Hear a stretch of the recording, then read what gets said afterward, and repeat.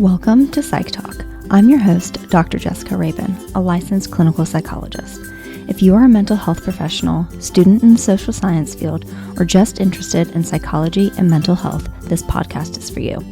Although topics discussed on this podcast are similar to therapy, Psych Talk is not a replacement for therapy and is for educational and entertainment purposes only. So let's dive into today's episode. Hey everyone, welcome back to Psych Talk, and thank you so much for joining me for today's episode. Today I have a very special guest with me, Todd Maguire. So Todd, thank you so much for being here today. Thank you. Thank you for having me. I am so excited to talk to you today, but before we jump into our discussion, can you introduce yourself, a little bit about your background, what you do, and anything else you want to share? Yeah, sure. Obviously my name's Todd Maguire. I'm an Aussie, as you could probably hear from my voice.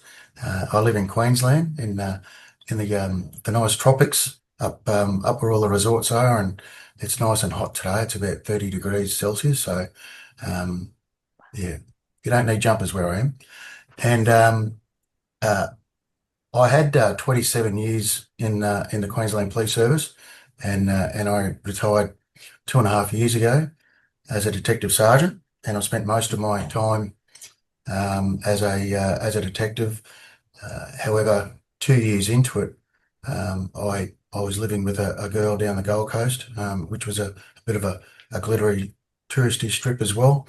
And unfortunately, it's a long story, but she'd suicided and took her own life, and myself and her young 4-year-old from a previous marriage, we found her in the morning, and it just happened to be a very special day, being the first of the first 2000, and and it was certainly a bit of a change in my life.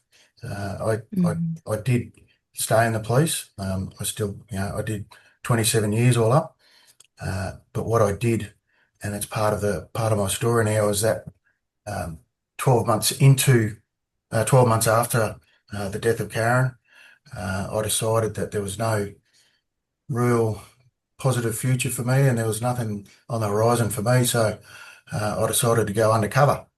And for the next 2 years, I became a different person by the name of Donny Wilson.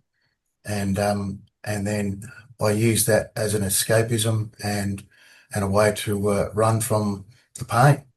And what I did in that time was drank a lot, took drugs, and engaged in some pretty dangerous and risky behaviour to the extent where I didn't really care if I lived or died. Mm-hmm. However, Well, I'm still here today, and someone said to me, because I've written a book about it, and someone said, "Oh, mhm, what happened? Did he live?" And I went, "What do you reckon? I'm alive." mhm. So, Yeah. so my story really is to talk about, you know, uh, what it's like going through grief, trauma, and running from it, and not addressing it.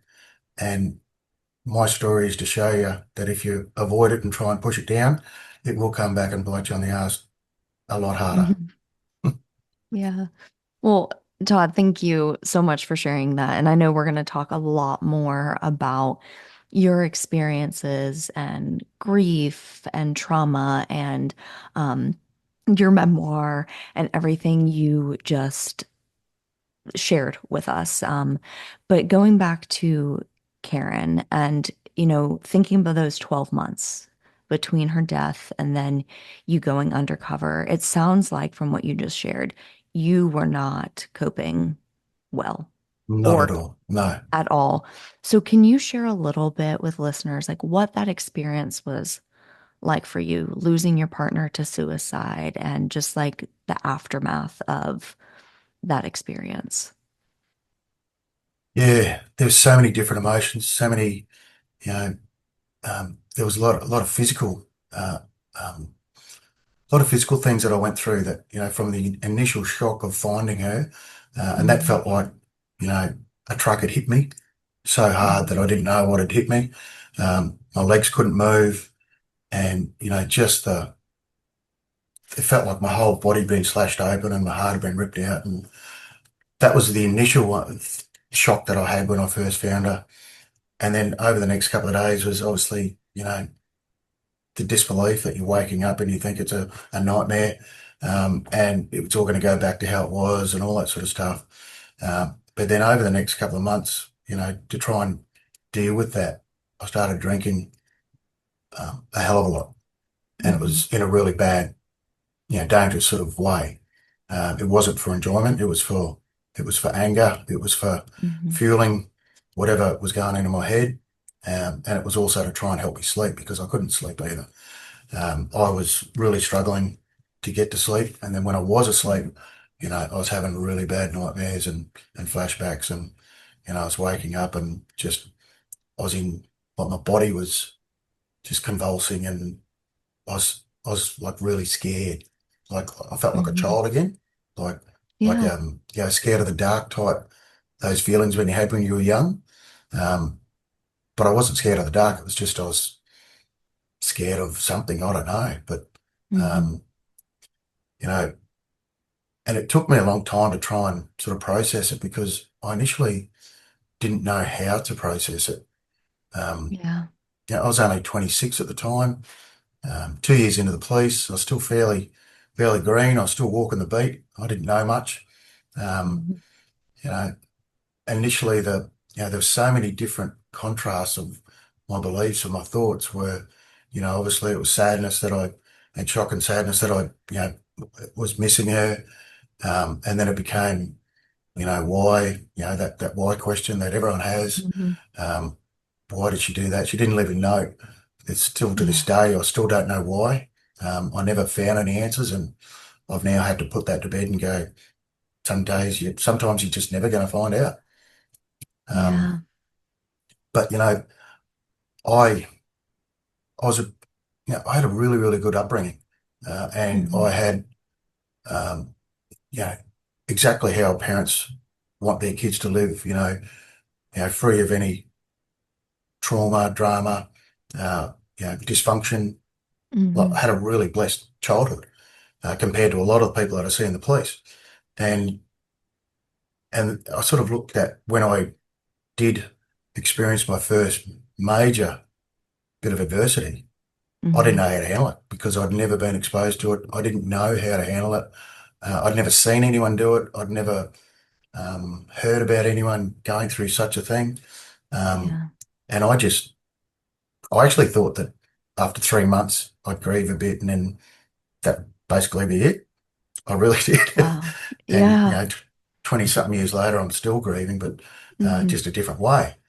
Um, when I was writing this book, I was trying to find all of these other you know, notes and whatever, and I found something that I went and saw a psychologist. I think it was 6 months after Karen's death, Okay. and her her notes were, Todd still can't understand why he's not over this yet, and it's so weird to read that Mm-hmm. now. That six Yeah. months after Karen's death, I was like going, well, shouldn't I be over this by now? But Mm-hmm. yeah, obviously I was very naive to that. And, you know, going back to some of the emotions that I was going through were, um, you know, me personally, I was angry at the world. I was angry that Mm-hmm. this had happened to me. I was angry at, why did this happen to me? What was I supposed to learn from this? Is this payback Mm-hmm. for something that I did wrong? All of these things that was going through my head. You know, at times I was really angry at Karen. At times I was really sad, and sort of had a lot of empathy for her and thinking that she was in so much pain that I should have, you know, I felt sad for her for being like that. Mm-hmm. There was also, other times where, once I'd sort of made peace with something, your brain would sort of then click in and start making you think something else because the Mm-hmm. grief just totally consumed you. And I didn't know what that feeling was. I really didn't.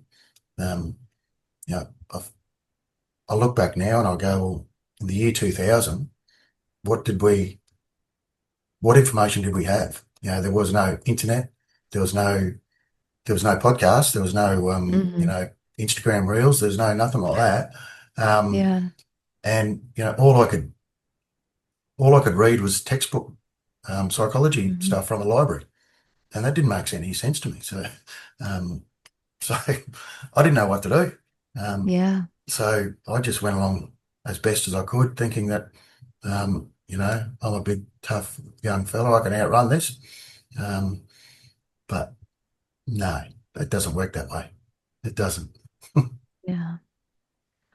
Thank you for sharing all of that. And I think what you went through is so common for people that have gone through some type of trauma.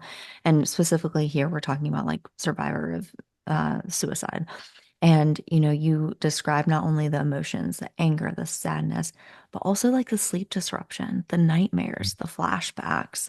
And, I think there is a misconception, especially for people that haven't gone through a lot in childhood. Like you said, you were very fortunate to have a blessed childhood.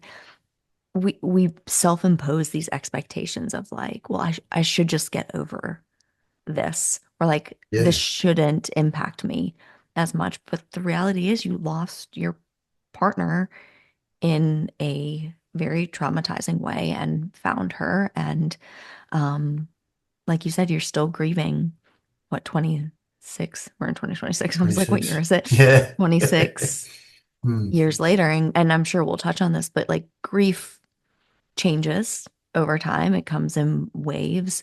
But I am always of the mindset, and this is what I teach my clients, like grief doesn't get smaller.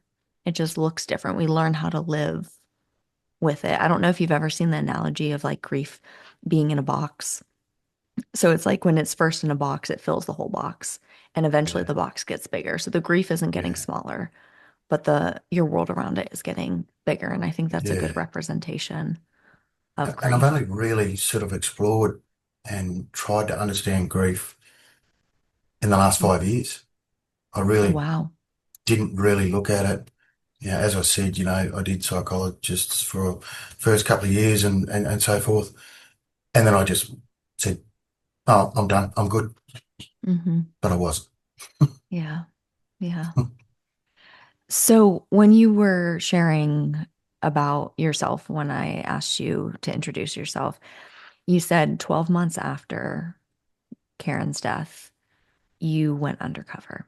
And so I would love to hear more about that because from what I was gathering, it sounded like you were pretty hopeless. And so was going undercover like an escape from everything you just shared? Or can you talk a little bit about how you ended up going undercover and then what that experience was like? Because I'm sure that came with its own stress and trauma Yeah. When as I look well. at, each individual, particular incidents that I talk about is, each one of them were traumatic in itself, but Hmm. they sort of really paled in significance to Karen's death. So I didn't Hmm. really ever acknowledge them, but Hmm. you know there was yeah. Okay, we'll start again. We'll start from the start.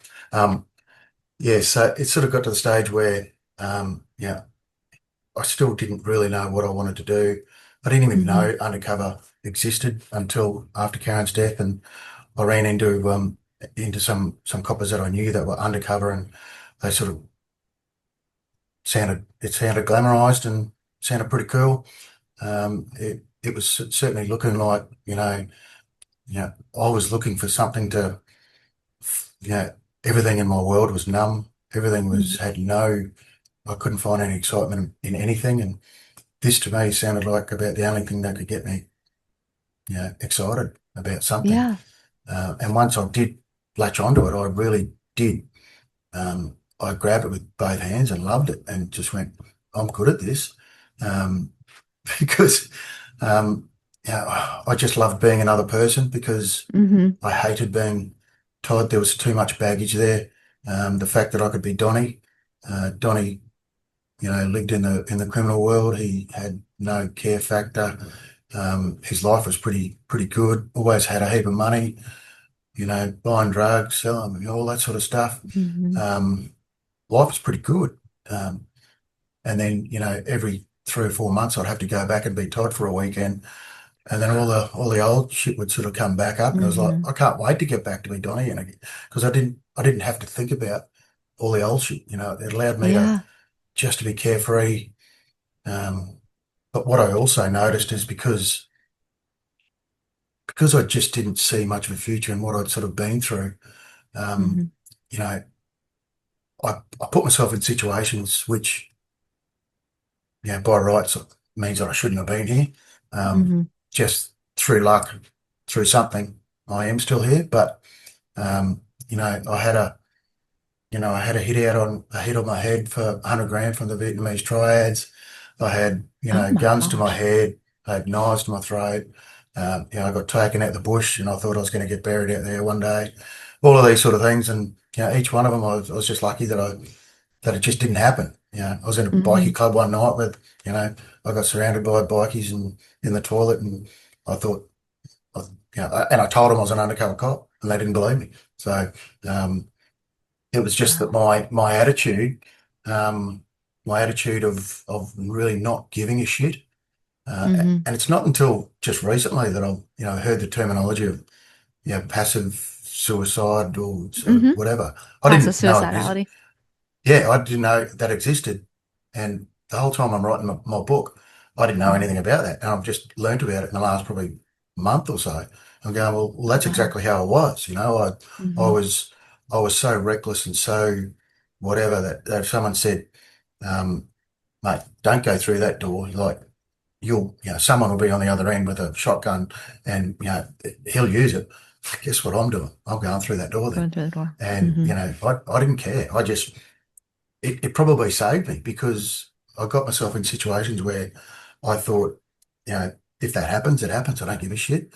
But then Mm-hmm. if if it if I was sort of in a situation, my attitude would probably convince the crooks that he can't be an undercover cop. He doesn't give a shit.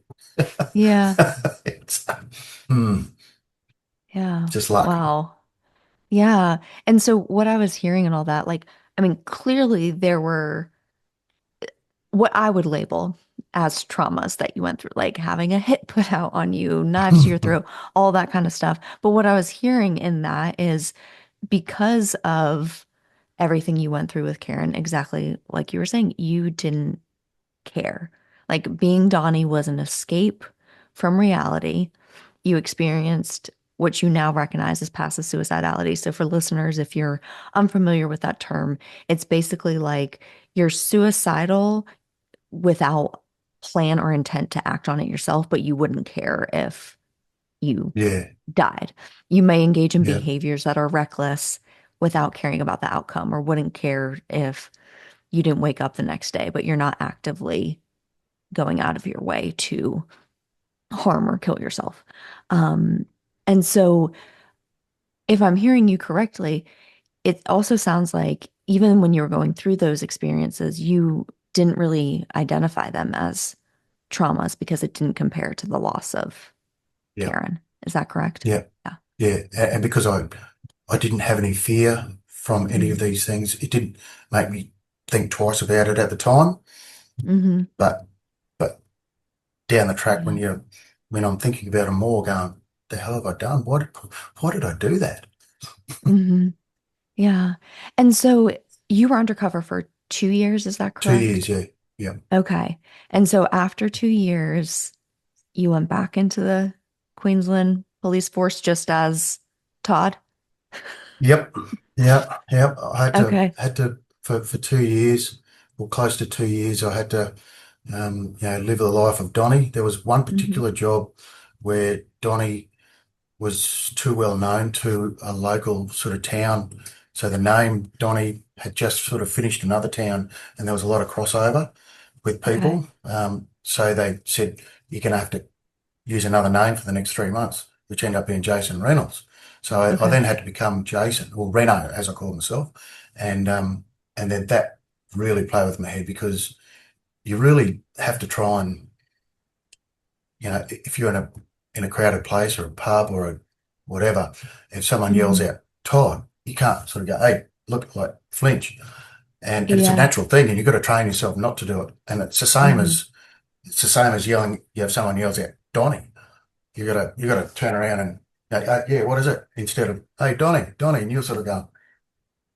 I then had to start learning Jason or Reno. Jason. It was like and I had too much going on in my head as well. And Hmm. and I and I sort of look back there, and I that was when I really hit rock bottom, and I was pretty Okay. bad there.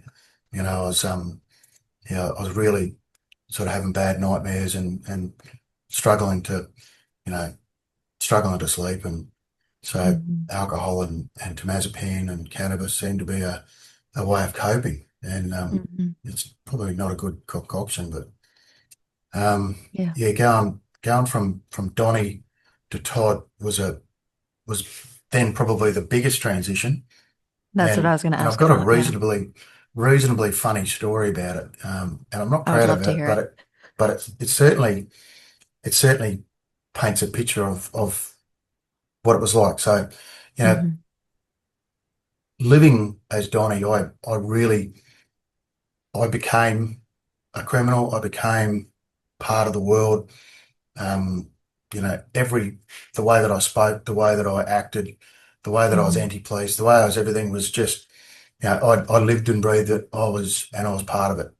And so basically what they did was, you finished on whatever. I think I had a week off, and then they said, what we want to do is get you back into Crime Stoppers, and for 3 months. And what that is, it's just going to get you to normalise into a structured environment again, 8 to 4 Hmm. every day, and because I was used to waking up at 10 o'clock, 11 o'clock, 12 o'clock. There was just Yeah. no really limit. Um, so even on my first day, I rocked up at 9:30. I said, well, this is the earliest I can get to work, mate. That's the best I can do. And Crime Stoppers is one of those ones. It's where the anonymous people can ring up and dob in a dealer type thing, or Okay. dob Hmm. in any sort of crime without even sort of saying who you are. Okay. And so he just said, mate, just answer a couple of phone calls, just write down what they tell you, and go through that. Yeah, pretty easy stuff, mate. Pretty easy. I said, okay, okay, yep. And I think one of my first phone calls is, some bloke saying, "Hey mate, I just want to dob on me next door neighbour. He was smoking some cones last night, and the smell wafted over, and it was no good for us, and all that sort of stuff. And I got bad asthma, and I said, mate, don't you know what a dog is? Don't you know what a snitch is? You don't dob on people, mate. Don't you know the world? You're going to get yourself bashed, mate. Just worry about yourself." And I was just ripping into him, just going, mate, that's just a really fucked thing to do, mate. You just fuck, like everything opposite of what we're trying to fucking What say. you're trying to do. But I was still in that undercover world Yeah. going, mate, you don't fucking dog on anyone, mate. You don't do that. You don't do that. And the boss sort of overheard it and comes running over, grabs the phone, gives it to this other lady to try and sort of smooth it over. And and I'm all angry and like, rah, rah, rah. And he's going, just come for a walk down the road. And still 50 metres down the road, I'm going, mate, he's a fuckhead, mate. He's going to get himself killed. He doesn't know what he's doing, mate. And he goes, I think we might just get you to do some filing for a couple of weeks, hey? I said, yeah, might do that. So, Yeah. so that was getting back in a normal world, especially police related. Hmm. Yeah, it took me a while. Took me a while. Yeah. Hmm. Yeah. Well, and I would imagine, and you can tell me if I'm making an incorrect assumption here, that when you had to integrate back, like the integration itself, it was probably a challenge just being undercover in a totally different world. But then going back to like the grief and trauma and all the emotions, because it sounds like Donnie was an escape from reality for you, but Donnie was also not engaging in Hmm. good behaviors. So from like that standpoint, when you started integrating back as Todd into the police force, like where was your mental health? Where was your grief? Were you continuing to drink and all of those behaviors? And what was that journey like? Yeah, I really hadn't changed my behaviours at all. I just became um, I ended up becoming a detective, and detectives back then was you know, play hard, work hard. And so, Hmm. I was pretty popular. You know, sometimes it was very well. well known that you'd leave the nightclub at 6 in the morning and you go straight to work. It was something that you just Wow. did. So that was something that you regularly did.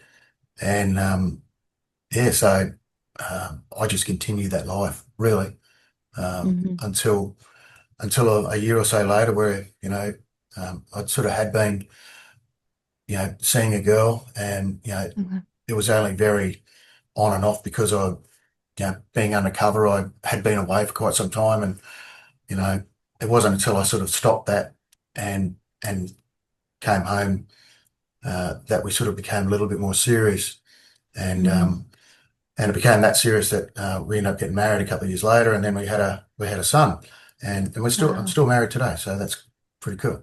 Um, Wow. That's awesome. but um, that was when I had a real big kick at the bum and said, I gotta, I've I gotta be a good husband. I've got to be a good dad. I've got to. This is not about me anymore. I've got to think about someone else.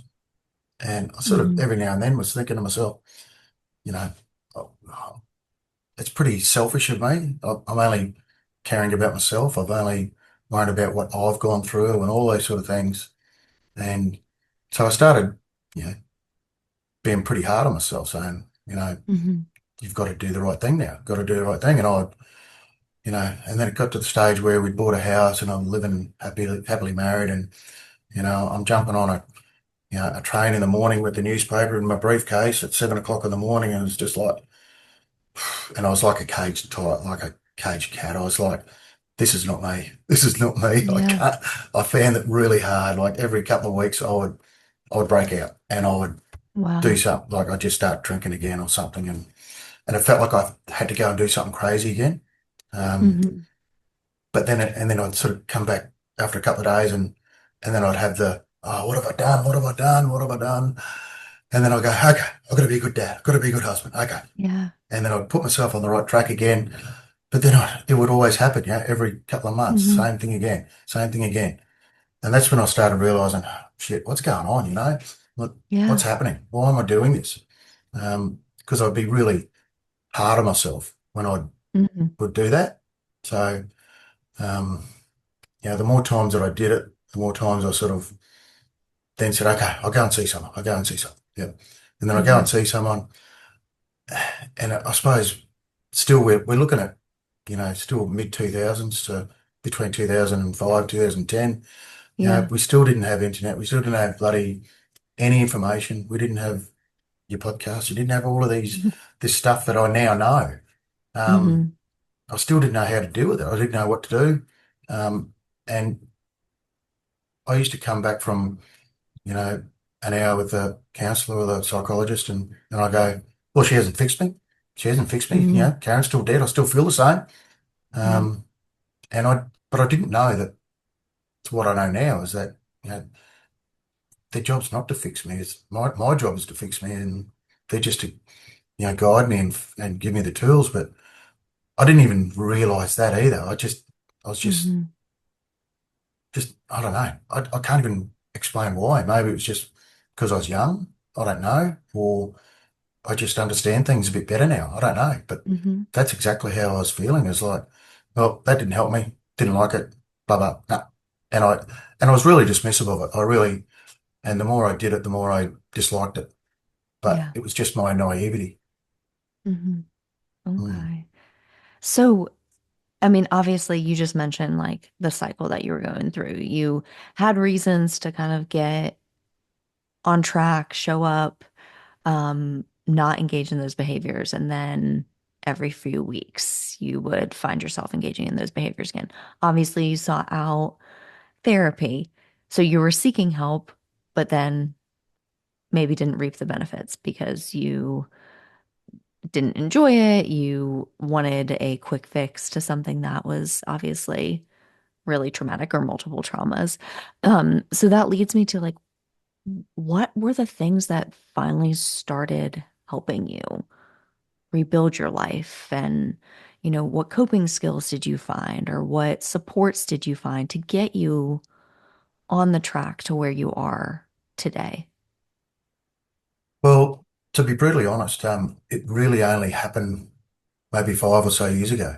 Okay. So I really sort of got stuck in the mud for a good 20 years, going Wow. through that same cycle, up, down, up, down, up, down. And then, probably, around the 20-year mark, I really, that's when I really hit rock bottom. It was, yeah, yeah, I yeah, it was just really bad. Yeah. Hmm. Hated the world. I was so angry. I was a, supervisor at work, and, my boss kept on saying, there's so many complaints about you, and your anger's through the roof and all that sort of stuff. But Hmm. all it was is that I had a behaviour problem. No one Hmm. addressed anything else. You've got to fix it, Yeah. Todd. You can't talk like that. You can't be like that. And I'm going, I don't know what I'm doing wrong. Like, I couldn't see it. Um, Hmm. but I see it now. Um, Hmm. and I understand, but, I think in a subconscious sort of way, I think you sort of, you're half reaching out for help there without asking for help, by the way Hmm. that you behave. And, um, you know, I was hoping someone sort of said, "Are you okay? Is everything all right?" But no one ever really did. So, it just got angrier and angrier. Hmm. Um, and I think that's when I sort of went, I can't keep doing this shit, and, Yeah. I really don't like it. I hate being like this. Um, and then eventually, I think I hit 50, and, I'm sort of going through that process, knowing that I want to, I'm starting to get better slowly, wanting to get better. Hmm. Um, and I'm, and then decided to leave the police, and and then that was just like the biggest weight off my shoulders. Um, Okay. not having shift work, not having the fight or flight sort of mentality. Hmm. Um, and I, I can't, I can't tell you how good it felt in terms of, I lost a heap of weight because, I wasn't eating junk, and I wasn't, on shift work, and I was sleeping better, and I was eating more at home, and everything Hmm. was much nicer, exercising a lot more, and, you know, and things have started sort of clearing up for me a bit. Going, Okay. wow, yeah, nice. The world's not too bad, Okay. because you really do see the worst in society, and you think that the whole world is like that. And Hmm. then when you sort of have those other issues from previous, like, you just think that the world is evil and it's full of no good. And it, I think it wasn't until I finally left the place that I started seeing the roses for what they were. And, Hmm. yeah, and then the second thing that happened was, my mum passed away, and, you know, she was in her late 70s. And then it Okay. was almost like every month I was going to another funeral. One of her friends, one of her uncles, aunties, nieces, all Hmm. these people around the same age, and Yeah. it's sort of, I think it might be one of those, midlife crisis type things. I'm not sure, but, where I sort of went, so that means I've got about 20 good years of living Hmm. before I start, you know, on the downhill slide. 20 years can go like that. Hmm. And as I've felt, the last 20 years has been to me like that. Yeah. And I sort of went, I don't want to live like this anymore.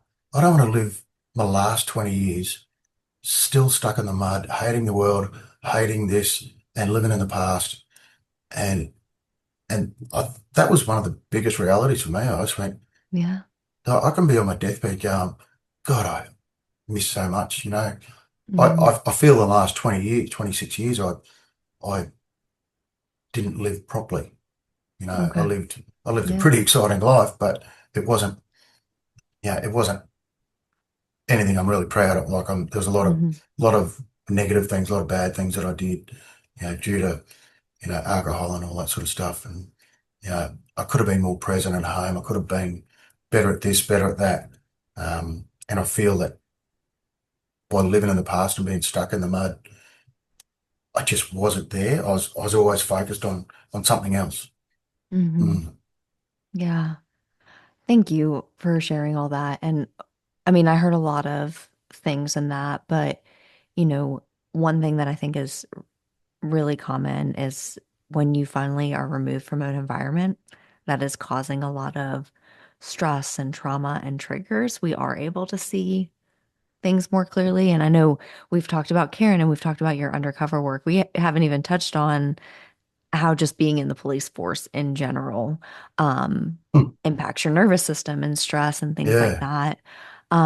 But obviously it was because when you left, you felt, I think you said, a weight off your shoulders. And then yeah, the second thing you highlighted that I think is so important is what I call going back to basics, those healthy habits. Like we underestimate the impact that poor sleep, not moving our bodies, not getting adequate nutrition has on our mental and physical health. And it sounds like when you started doing, and I believe you told me when we were exchanging emails, like you got involved in like rugby. Is that correct? yeah. And you, I would love to hear more about that too. But Hmm. when you're doing like things that are good for your physical body, your mental health is also getting better. And it sounds like in your case too, was giving you more clarity and perspective on how you were actually feeling and the things you had gone through. Yeah, sleep has been my number one priority. I Hmm. know that uh, one thing that a counsellor did address with me, maybe 2010 or something like that, was sleep apnea, and I wasn't Okay. even aware that I had it. My wife certainly could tell me that I did, but um, it You certainly snoring. made her day when I got it addressed, and um, but that sort of helped a little bit. But then when just the shift work, just Hmm. you're just totally fatigued, Yeah.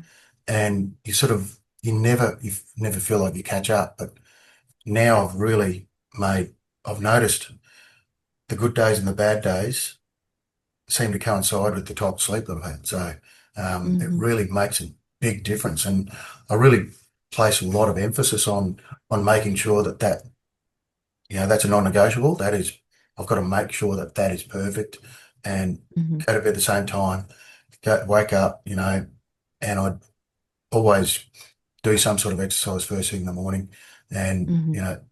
your day feels great. It really does. I Hmm. they're two little things that I think people can do to just start the process. Um, Hmm. yeah, somehow. Sometimes it's not that easy, but Oh, yeah. I always tell people easier said than done. But if you yeah, can start building those healthy habits and doing them, like integrating them into your daily routine so they become a habit, it definitely adds up and makes a big difference. yeah. I went back to my GP after I finished the police, and it's about 6 months, and he goes, mate, you must be jumping out of your skin. I said, well, I am. I am. I feel better. I feel, where I would have Hmm. been running on, 10%. I said, I Hmm. feel like I'm probably at about 30 or 40 at the moment. He goes, man, you should be 100. And I said, no. I said, I'm still so tired. I think it's going to take me a long time to catch up 27 years of shift work. Yeah. And I just put it down to that. And he said, oh, well, and he actually said to me, he goes, I think you got narcolepsy. I went, what the hell's that? I didn't know what that was. So anyway, he sent me away for a sleep test, and Hmm.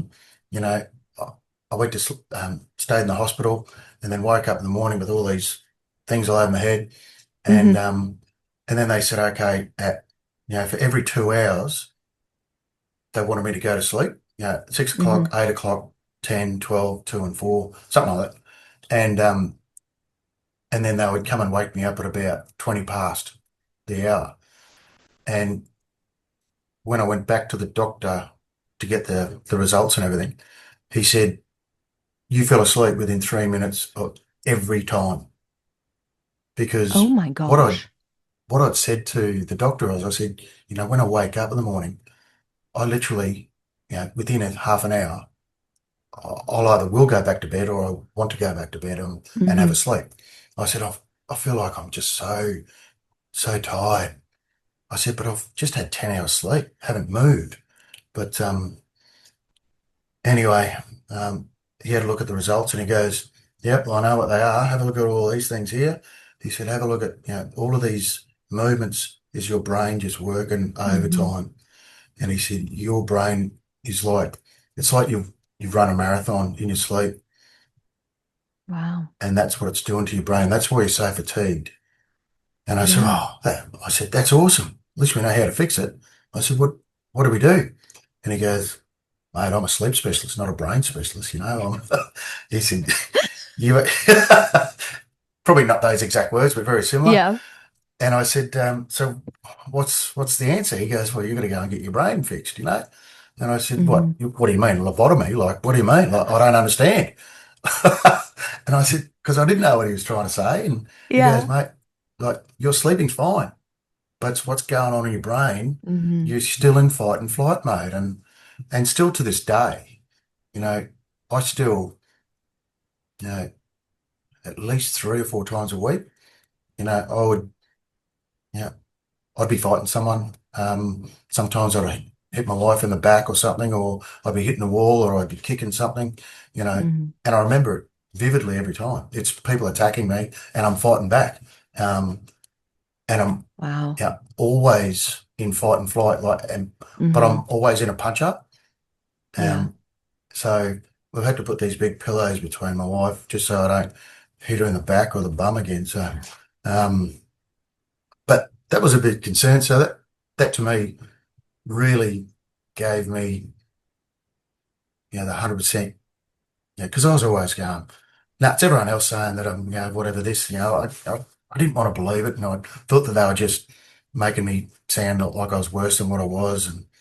But then, when I saw the printout and the way he explained it to me, I went, yeah, okay, yeah, I'll Yeah. concede. I've got to get it fixed." Yeah. No, So no, definitely. I didn't know where to start, but so I did start seeing a psychologist, and you Yeah. know, um, and and then I just decided, and it wasn't for I didn't write it initially um, to write my book for therapy. Okay. I actually was just purely going to write a book about undercover work, but Okay. then when I started talking to friends and family, and they sort of made the connection between Karen and undercover, and I'm going, that happened 12 months before that. It's got nothing to do with it. Oh, And wow. And it wasn't until we sort of really thrashed it out, because I'd ignored it for so long. And we really Hmm. thrashed it out, and I went, "Oh, yeah." I said, "Donny was pretty much a bit of a loose cannon, wasn't he?" Hmm. And I think I used the word. I said, "He was on a death wish, hey?" And my cousin looked at me, he goes, are you for real, Todd? We all saw that at the time, but you couldn't be told." Oh, okay. And Wow. then that's when I went, okay, there is a connection. And then Hmm. it just sort of all, I started writing, and I couldn't wait to go, wake up the next day and do it. And um, some days even though any other day I would have been tired and want to go back to bed, I Hmm. couldn't leave the computer. It was like, "Oh, this is so good. I love this. I'm loving it." And yeah, I was pretty ordinary at English at school, and I never could write Hmm. anything. So um, it was, I found it really cathartic. And Hmm. what I'm really noticing now, what's making this journey even better, because I never thought it was going to happen. I thought I'd sell 10 books, and it might have been to my Hmm. closest families, but it's just taken off. And um, I'm getting messages every day by people saying, "You don't know how much you've helped me. Oh, it's amazing." And Wow. and I'm going, me, Hmm. what, like, that's not even a cool book. And they're going, "No, there's so many things you're saying now." I nod on my head going, "Yes, I understand that." And I think Hmm. thinking about it is that people really like podcasts and like Instagram reels. They want to hear other people's experiences, not Hmm. what not what a textbook tells you type thing. They want to Hmm. hear that, because I Yeah. know that I resonated with that when I started hearing other people saying things that have been in my head for 15 years, and I went, wow, wow, that's exactly how I've been feeling. Hmm. And prior to listening to that, where there was no internet. All I had was my close circle of friends who really hadn't, luckily for them, and I'm glad for them, hadn't been through this trauma that I'd been through. So they didn't Absolutely. know how to deal with what I was going through. And um, I think all of them as well probably thought that I should have been over it as well. And Hmm. I thought I should have been over it. And I didn't know what grief was. So Yeah. once I started listening and hearing other people, say the same things that were going through in my head, it just started going, wow, I'm not crazy. I am normal. Yeah. And when you start hearing that, it helps the healing journey Hmm. because I thought I was a bit of a freak. I was thinking, why am I thinking like this? Like no one else around Hmm. me is like, and no one can understand why I'm thinking like this. Yeah. Mm. What I'm hearing you say is it made you realize you're not alone in Yes. your Yeah. experiences, even if Yeah. other people didn't have the same exact experience, like recognizing like other people think this way or other people feel this way. Like you said, I'm Yeah. not crazy. Yeah. It's okay not to be over it in 6 months, like I Yeah. originally thought. I Um, started seeing, I also started seeing, um, just, especially blokes, they're really, mhm, like how I'd been for the 20 something years. Yeah. Nothing wrong with me. I was fine, strong, yeah. silent. Yeah. I can deal with it. And I kept on saying, yeah, oh, mate, that happened years ago. I don't even think about it anymore. Bullshit. Um, uh, and what I really noticed was, this book that I had in my hand was a was an icebreaker. It was a conversation starter Hmm. where I'd say, "Hey, I've written a book. Have a look at this."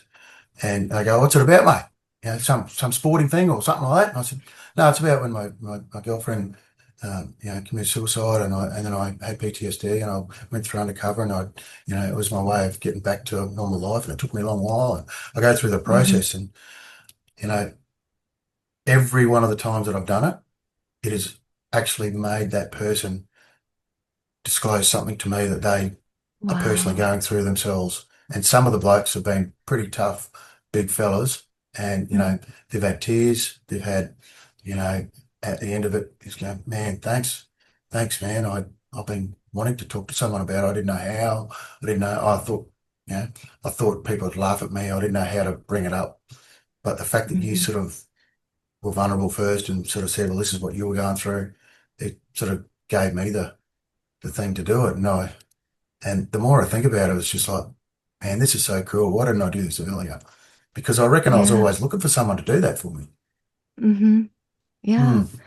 And I think that's wonderful because, yes, I mean, we see all the time, especially with men, that it's like, oh, I'm just going to keep it, tough it out. But I think what Hmm.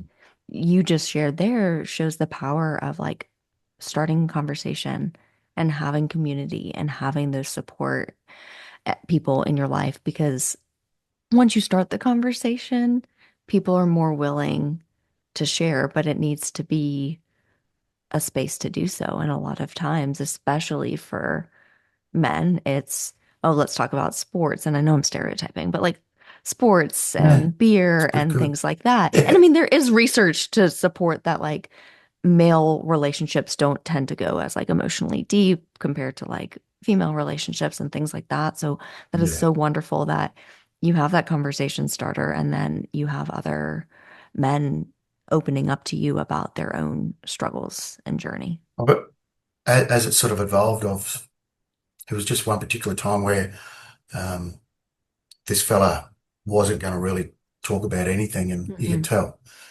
But it wasn't until we sat on a park bench, shoulder to shoulder, that he opened up. And it was I sort of Wow. went home and I thought about it and I went, wow, it's because we weren't looking at each other's eyes, Looking at it. Hmm. and we could focus on, we're looking at the ocean and, Hmm. and it was, so I sort of now say to people, blokes, we do shoulder to shoulder, okay? We do shoulder to shoulder. And I'm finding the more I do that, the more blokes open up because, we're not looking in each other's eyes and, Yeah. you know, whatever. We don't like, for some reason, we just don't like doing it. There's a Yeah. few other people who have sort of said to me that, you know, when blokes, when you're on the, on the opposite side, it's almost like he's the enemy, he's the other team, Hmm. like a footy game. But if you're shoulder to shoulder, you're on the same team. Yeah. Yeah. I love that. So maybe I don't know if it's real or not, but that's certainly how it's actually worked out. No, I mean, I have definitely heard that before. I mean, that's why sometimes I don't. So in my work, I work primarily with children and teens, but sometimes if a teen doesn't open up to me, I'm like, let's go for a walk. And they're more likely Mm, to open up because we're walking and we're not looking at each other like sitting on yeah. a couch. So I definitely think there is a level of comfort there. Um, so Todd, I know we've been chatting for a while. I know we're getting towards the end, but one thing I wanted to ask you about, because you view your journey as one of resilience and rebuilding. And I just wanted to ask you, like, what does that mean to you? What does resilience and rebuilding mean? And when you look back on your journey, like, I don't know how, what parts of you do you look and you're like, okay, that was resilient. How did you come to that resilience? I don't know. I think that's just so beautiful. So I wanted you to talk about Yeah. that. Yeah. Well, I know that I never really wanted to die. I still wanted to be on this Mhm, earth. There was still so much that I hadn't experienced, and it wasn't. And when I really looked at it, it was just that I wanted the pain to go. But if I could mhm, work out how to, soften the pain, life would be better. And I think the answer to it for me was just keep going, just keep mhm, going. You know, don't don't sit in the shit too long. Really, really, mhm, real shit. Um, even though I said before felt like I was stuck in the mud, there were some times mhm, that I was really in the shit, and I just made sure that I tried to get out of that as quick as possible. Allow myself to. Sometimes I enjoyed being in it for a bit mhm, because it allowed me to really grieve and get it out of my system. But mhm, then, push ahead and then start, as I'd say before, I'd be on the straight and narrow for a while and then I'd fall off. But, you know, mhm. as those times happened over the years, they stretched out longer and longer and longer. So they still happened, but, Yeah. it started every 2 weeks and then it was every 6 weeks and then it was every 6 months and then it was every year. And, I could just notice that was the improvement, and I made sure that I Mhm, tried not to bash myself up. If I then did it once I sort of recognized what I was doing. mhm. Mm. Yeah. But yeah, I think just you just got to keep showing up, keep having a go. Mhm. Absolutely. Which you saying that leads me beautifully into the last question I wanted to ask you, which really is for anybody that's listening that's currently grieving or struggling with trauma of their own. What words of advice or encouragement do you have for them um, with your journey, your experience? Do you have any insights that you would want to share with Yeah, anybody who is currently grieving? allow yourself to feel all emotions. Don't feel Hmm. embarrassed about them. If that means that you can't leave the house for a week, you do that. And you allow Hmm. yourself to have those emotions and get it out. And cry as much as you want, laugh as much as you Hmm. want. You know, do what you need to do to get through it, as long as it doesn't go for a long, long, long, long time. Yeah. Allow yourself to feel everything, and then start making sort of small steps, really small steps. Hmm. But it will happen. It really will. Yeah. But don't be afraid to put your hand up and, find, and I'm not going to do the whole thing, go and talk to someone, but find something that will help you. Hmm. If that means, finding a hobby, painting, music, guitar, Yeah. with me, it was coaching rugby league, things like that, find something, especially if it's a volunteer type role, Hmm. giving back to the community really makes it all worthwhile and a bit selfless. Yeah. I love that. I know I'm a psychologist, so obviously I'm bias about therapy, but one, and I can speak from the US perspective, therapy is not accessible to everyone.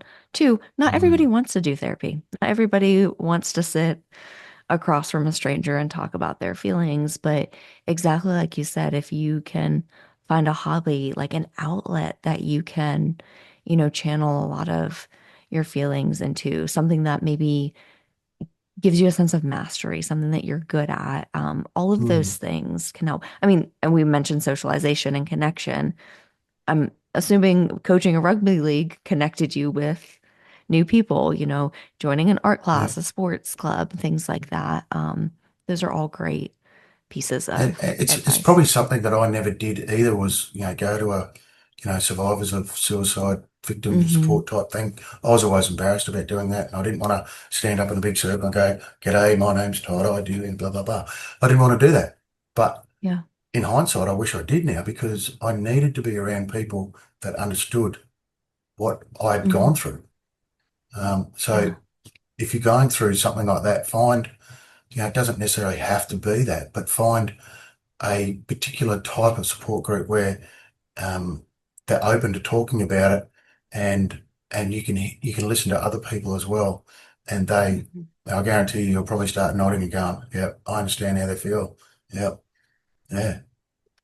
Yeah. I love that. Well, Todd, I have enjoyed this conversation so much. As we're wrapping up, is there anything I haven't asked you about that you would like to touch on, or maybe something we touched on earlier, but you want to expand on before I then ask you all the questions about where people can connect with you, buy your memoir, etc.? There's one thing that I say to the young footy players, the 18 Hmm. to 25 to 30-year-olds, is you know and this seems to be getting through, they understand this analogy, and it can really be any sport whatsoever. Um, is that, if you roll your ankle or break your leg or something like that on the footy field on the weekend, are you gonna put your hand up and tell your coach? Are you going to tell the medical staff? Are you going to tell the trainer? And I go, yeah, yeah, I will. Hmm. I said, "Oh." And then what are you going to do after that? Well, you're probably going to go to the hospital and you're going to get it fixed. You're going to get pins in it. You'll probably have plaster. And then for that next 6 weeks, you're probably going to, have your leg up and you're not going to be walking on it. And then after that, you're going to go to a physio and get your leg strengthened again and all of these sort of things to get yourself back on the field so you can run again properly. I Hmm. said, when you have a brain injury, a traumatic event or something, or, your brain's just not the way it used to be and you're thinking different thoughts, that's the same thing. And I said, well, if that happened to you, would you tell your coach? No. Would you tell your Hmm. teammate? No. I said, well, you know what? What happens in there is no different to happens to any other part of your body. It's not your fault and it's not anything that you've done anything wrong. And Hmm. try and normalize it the way that you'd have a footy injury. Because if you didn't address the broken ankle and you went and tried Hmm. to play footy the next week and you didn't tell your coach, the coach Yeah. is going, "What the hell's that bloke doing? He can't even run." Hmm. It's the same thing. It's just going to make it worse and worse and worse. And then, as I have demonstrated, I let my brain and my whatever not be treated for 20 years, and Hmm. yeah, it was busted up and it really needed fixing properly. Yeah. Yeah. Mm. I love that analogy. As someone that works in a hospital, I talk about that all the time, that our mental health and Oh, physical health are just as important as one another, and we need to start treating mental health like we do physical yeah. health and And seeking treatment and support. I think that as I've started doing this, I've started realizing that, normalizing it and making it every part of a conversation is Hmm. the one way of starting to really change the way people think about it. Absolutely. Absolutely. So, on that note, where can people connect with you, purchase your book, and any other things you want to share Cool. about you? Cool. Yeah, so we'll put everything in the links as well. But Yes. yeah, I do have a website, www.toddmaguire.com.au. At the moment, that's just an Australia one where I'm self-publish, and I deliver the books myself. However, you can get it through Amazon and Kindle and all of those sort of online ones outside of Australia as well. Okay. I do have a couple of a Facebook one of Todd Maguire, author of Donny, an undercover cop with a death wish, and Instagram Todd underscore author underscore Donny. Okay. I will put all of those in the show notes of this episode. Um, Once Legend. again, Todd, thank you so much for coming on. Thank you so much for sharing your story. And I know your words of advice and just you sharing your journey is going to impact so many people listening. And hopefully, you have given people ideas of small steps they can take to start on their own 100%. healing journey as well. So, thank you. Yeah. Thank you very much for having me, and I've enjoyed it. I love talking about it now. Mhm. For many years, I did. Yeah, absolutely. And thank you, the listeners, for joining for today's episode of Psych Talk. And I will catch you in the next episode. Bye. Thank you for listening to today's episode of Psych Talk. Please rate, review, and subscribe to the show. And if you enjoyed today's episode, please share it with a friend.